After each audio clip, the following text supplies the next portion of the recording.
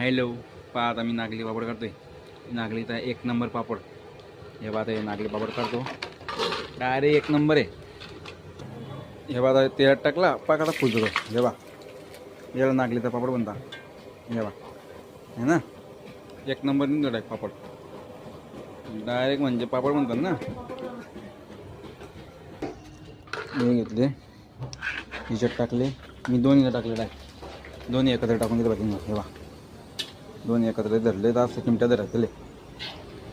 दोन्ही एकत्र असे घेतले.